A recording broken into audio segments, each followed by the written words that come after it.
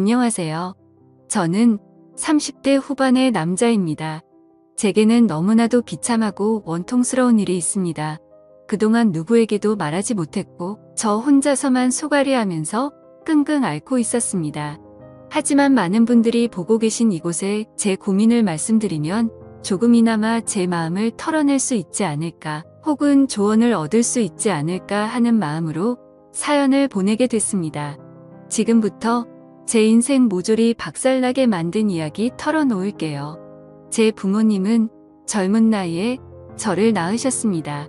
어머니가 20살이셨고 아버지가 21살 때 저를 낳으셨다고 하더군요. 원래는 그때 당시 밤낮으로 바쁘게 장사를 하고 있던 시기여서 저를 의도적으로 낳으려고 했던 건 아니었다고 합니다. 그렇게 계획도 없이 갑작스럽게 저를 임신하셨고 저를 낳게 되었습니다. 저는 바쁜 부모님을 대신해 어릴 때부터 성인이 될 때까지 할머니 손에서 자랐습니다. 그래서 저는 부모님보다는 사실 할머니를 부모님처럼 모시며 커왔었고, 제게는 누구보다도 부모님 두 분의 사랑이 애틋했습니다. 그나마 어머니는 최대한 시간을 내서 저와 놀아주셨지만 무뚝뚝한 아버지와는 일반적인 가정에 비하면 조금은 더 어색한 사이였죠.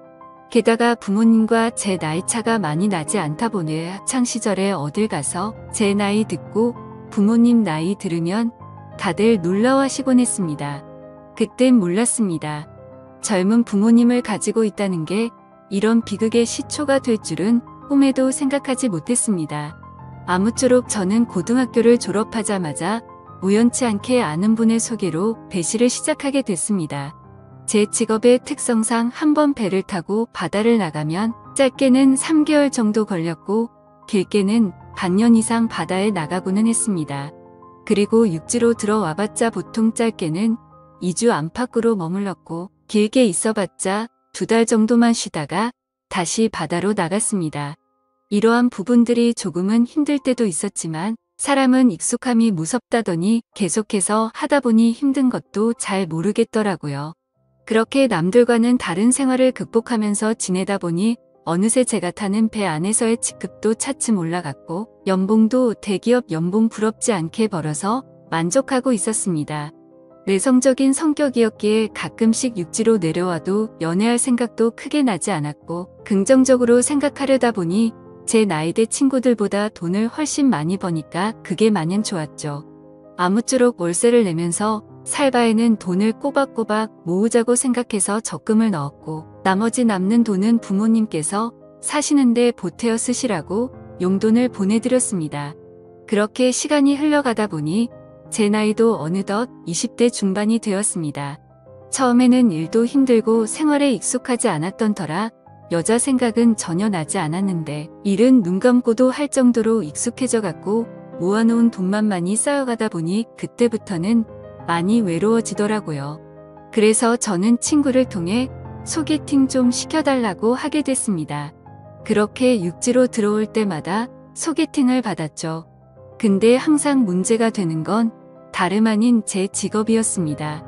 항상 데이트를 즐겁게 하다가도 제가 일하는 방식을 들으면 하나같이 여자들은 기겁을 하더라고요. 이해가 되지 않는 바는 절대 아니죠. 한번 육지로 와봤자 길어야 2달만 머무르다 헤어지고 바다로 나가면 길게는 반년 이상을 보내다 오는데, 어찌 보면 기약 없이 이런 만남을 이어가야 하는데 문제가 아닐 수가 없었죠. 심지어 군대는 2년 정도만 기다리면 차라리 끝이 있었지만 저는 제 직업을 포기하지 않는 이상 끝이 나지 않는 거였기에 그렇게 기겁하는 모습을 이해했습니다. 그렇게 저는 매번 소개팅에 실패를 하다 보니 아버지께서 보다 못했는지 갑자기 제게 소개를 받아보겠냐고 하시더라고요. 지인분 딸인데 아주 참하고 마음씨도 예뻐서 연락처를 물어놨다고 하셨습니다. 그래서 저는 넙죽 소개를 받겠다고 말씀드렸고 만나게 되었습니다. 처음 만난 그 여자는 아버지의 말대로 외모도 참했고 성격도 좋았기에 저는 첫눈에 반하고 말았습니다. 그래서 기존에 소개받던 여자들과는 달리 이 여자와는 꼭 연애를 하고 싶다란 생각이 컸었죠. 그래서 무식하고 이상해 보이건 알았지만 제 통장부터 깠습니다. 저는 직업이 남들과는 달라서 제약이 있는 부분도 있지만 나중에 제 가족 다 먹여 살리고 싶어서 이렇게 열심히 일하고 있다고 했습니다. 그러자 그 여성분은 갑자기 웃으시더라고요.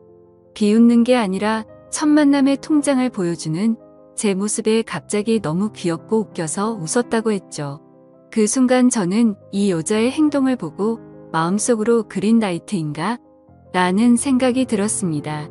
그래서 저는 더 침착하고 조심스럽게 말했습니다. 제가 바다로 나가고 육지에 머무르는 그런 기간들에 대한 얘기부터 시작해서 이것저것 많은 대화들을 나누었습니다.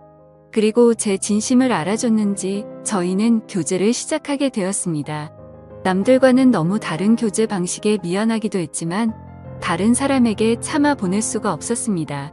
많이 이기적인 걸 알았기에 제 모든 진심을 다해서 아껴주고 사랑해줬습니다. 그래서 아내와 1년 정도 사귀었을 무렵 저는 아내에게 프러포즈를 하게 됐습니다. 못난 저 때문에 이렇게 제약적인 만남을 해주는 것도 미안한데 고생하는 모습 보고 싶지 않다고 했습니다.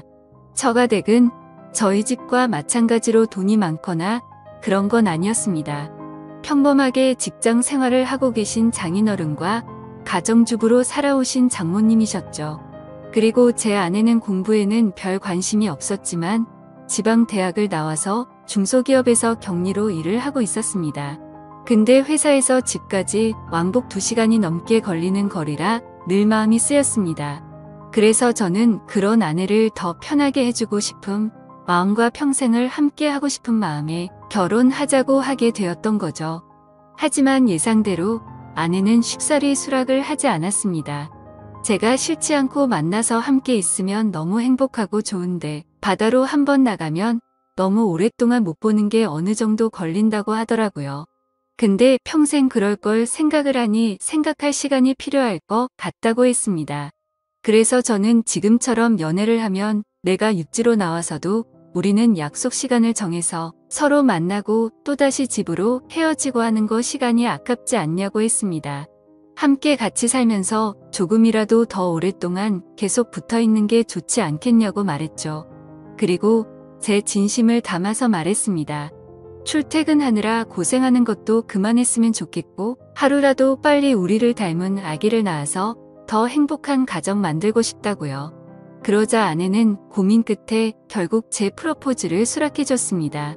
그렇게 저희는 서둘러서 양가 어른분들을 모시고 상견례를 마쳤고 다음에 육지로 돌아왔을 때 결혼하기로 날짜까지 정하게 됐죠. 참으로 미안했습니다. 제가 신혼준비를 도와주지 못해서 아내는 제 어머니와 같이 대부분의 결혼식 준비를 함께하게 되었고 그러는 과정에서 친엄마 친딸처럼 친해졌더라고요. 그래서 저는 아내와 상의 끝에 저희 부모님을 모시고 함께 지내기로 했습니다. 아무래도 제가 자리를 비운 사이 혼자 쓸쓸히 지낼 아내를 생각하니 마음이 쓰이더라고요. 그렇게 저희는 결혼식을 하게 되었고 참 감사하게도 저희는 허니문 베이비가 생기게 되었죠.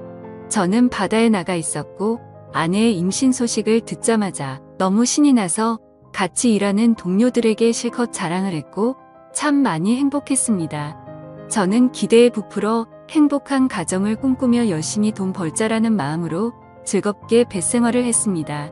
그렇게 시간은 흘렀고 제 아내는 세상 누구보다 예쁜 딸아이를 출산하게 됐죠. 정말 어릴 적부터 꿈꾸던 가정을 만들고 있는 것 같아서 눈물나게 행복했고 제 인생에 아내와 딸만 있으면 그 어떤 일도 다 할 수 있겠다고 생각했습니다. 그리고 앞으로 아이가 생겼는데 분가를 하는 게 좋을지 물었습니다. 아내는 제 말처럼 혼자 지냈으면 무섭고 외로웠을 것 같다며 부모님과 지내는 게 지금은 생각보다 좋다고 만족해 하더라고요. 저희 부모님도 아내가 참 예쁘고 일도 잘해서 너무 사랑스럽다고 칭찬 일색이셨고 같이 지내면서 손주도 보면 좋을 것 같다고 하셨습니다. 그렇게 저는 모든 것이 다 완벽하다고 느끼고 있었습니다. 하지만 그 완벽한 날들은 오래가지 못했습니다. 정말 슬프게도 제 어머니가 갑작스럽게 교통사고로 돌아가셨습니다. 길을 가다가 급히 무던 횡단을 하시다가 달려오던 차에 치여서 세상을 떠나시게 된 거죠. 그때는 어머니를 잃은 슬픔에 잠겨 다른 생각들은 전혀 할 수가 없었습니다. 그로 인해서 앞으로 벌어질 비참한 비극은 생각조차 못했습니다. 어머니를 잃은 슬픔에 잠시 일을 쉬었고 저는 다시 저희 가정을 먹여 살리기 위해 다시 배를 타기 시작했습니다. 그래서 그날부터 저희 집에는 제 아버지와 아내 그리고 딸아이만 있었죠. 어머니를 잃게 됐지만 아버지는 생각보다 괜찮으셨고 제 아내는 우울 증세가 올 정도로 많이 슬퍼했습니다.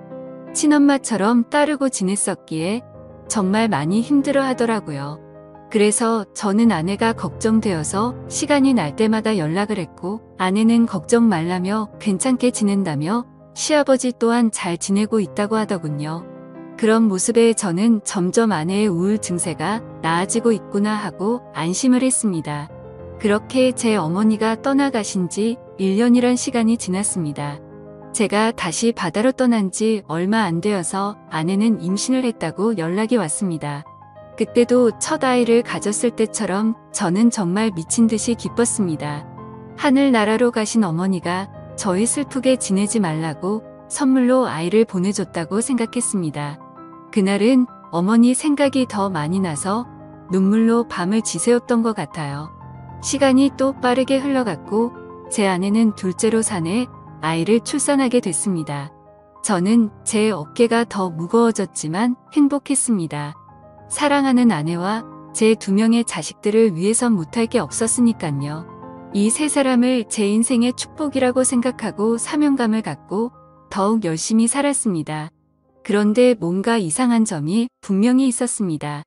제가 한 번씩 육지에 머무를 때를 생각해보면 아버지는 둘째 아들을 유독 좋아하셨습니다.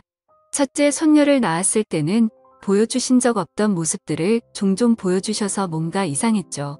손녀 때는 그냥 좀 시큰둥하시던 분이 둘째는 너무 사랑스럽게 대하시기에 저는 단순히 딸이 아니라 사내 아이라서 저렇게 좋아하시는 건가라고 생각했었습니다. 그러던 어느 날 제 인생에서 가장 비참하고 충격적인 순간의 날이었습니다. 날씨가 좋지 않은 바람에 저희는 예전보다 일찍 하선을 하게 되었습니다. 그래서 깜짝 놀래켜주고 싶은 마음에 미리 연락 없이 즐거운 마음으로 집으로 향했죠. 그때 시간은 한창 아이들이 유치원에 가 있을 시간이었습니다. 저는 저를 보고 반가워할 아내를 상상하며 현관문 비밀번호를 누르고 들어갔습니다. 그런데 뭔가 느낌이 쎄하더군요. 문을 열자마자 아내가 반가워하면서 뛰쳐나올 거라 생각했는데 아무 말도 없이 안방에서 조용한 인기척만 들리더군요.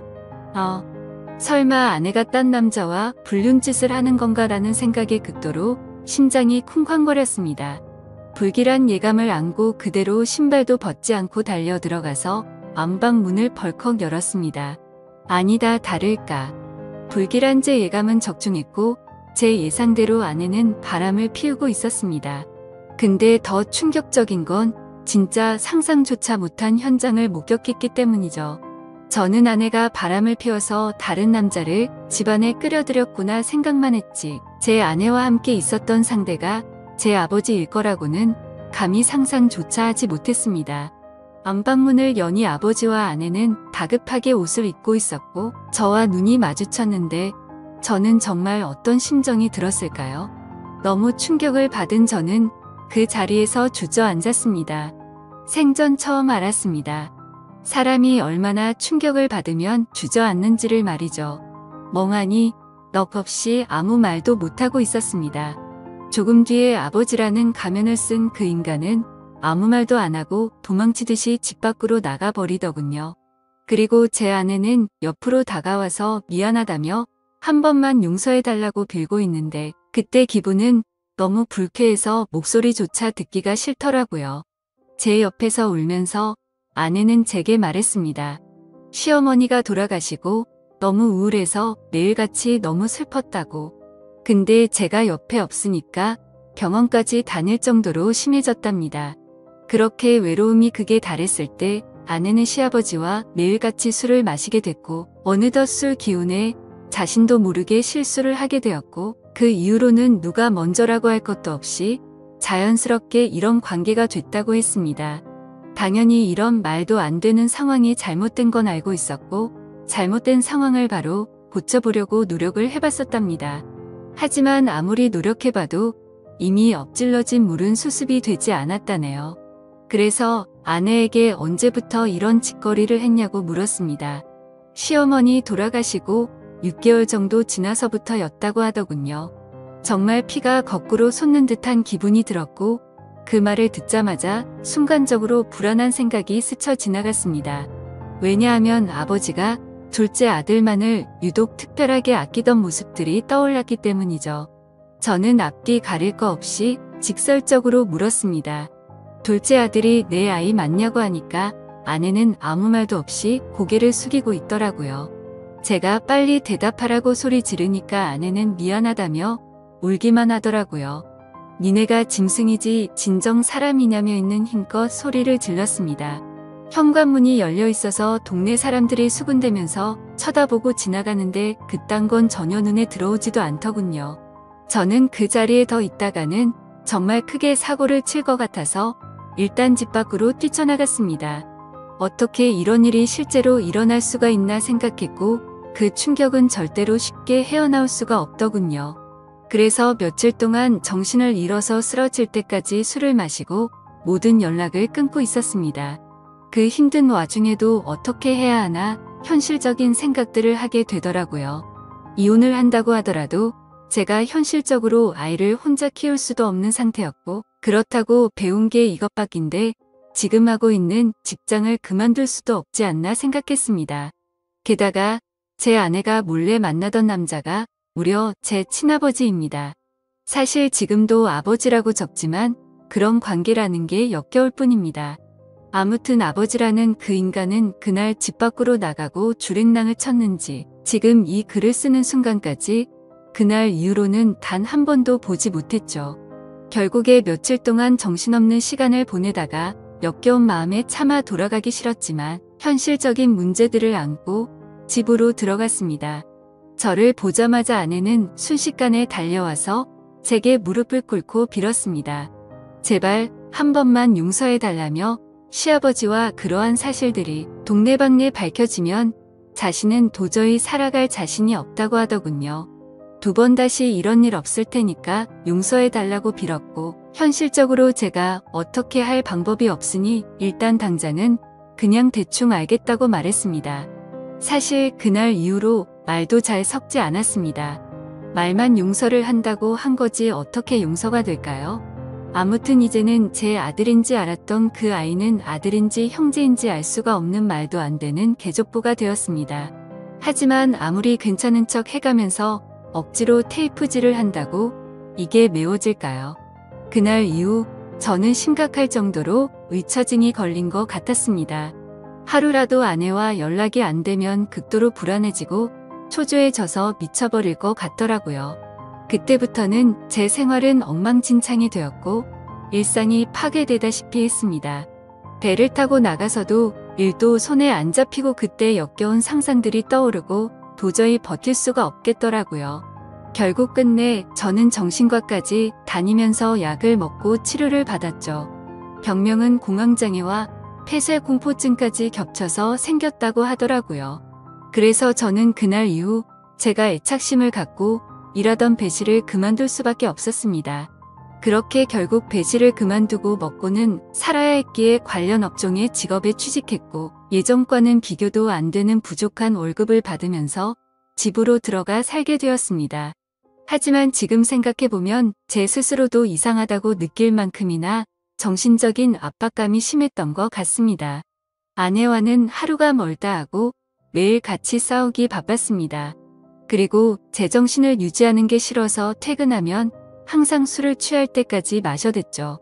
그런 관계를 지속해오다 보니 결국 아내도 참고 참다가 결국 이혼을 하게 되었습니다. 아이들은 아내가 데리고 살기로 했고 저는 너무 괘씸한 아내에게 양육비는 1년치만 주겠다고 했더니 아내는 아무 말도 하지를 못하더군요. 그렇게 저희는 이혼을 하게 되었고 벌써 2년이라는 시간이 지났습니다. 한때는 아버지였던 그 인간은 혹시나 아내한테 찾아가는 거 아닌가 싶어 몰래 아내를 뒤따라 다녀보기도 했지만 그런 건 아닌 것 같았습니다. 이제는 그 인간이 죽었다고 하더라도 전혀 슬플 것 같지도 않고 요즘에는 알고 보니 제 아내였던 사람은 아이들 키우느라 일을 하는데 형편이 너무 어려워서 말이 아니라고 하더군요. 지금은 시간이 지나가다 보니 조금은 신경은 쓰이기도 하고 이렇게 제가 행복하게 생각했던 가정이 무참히 끝나버리는 게 맞나 싶기도 합니다. 근데 그런 생각이 들면서도 제 아버지란 인간과 함께 있었던 아내를 죽을 때까지 잊을 수가 없을 텐데 섣불리 판단하는 게 절대로 안 되네요. 여러분들이라면 어떻게 하실 것 같나요? 저보다 인생 경험도 많으시고 훌륭한 분들이 많으실 것 같아서 여쭤보고 싶습니다. 댓글로 생각을 남겨주시면 제가 어떻게 결정할지 큰 도움이 될 것 같습니다. 감사합니다.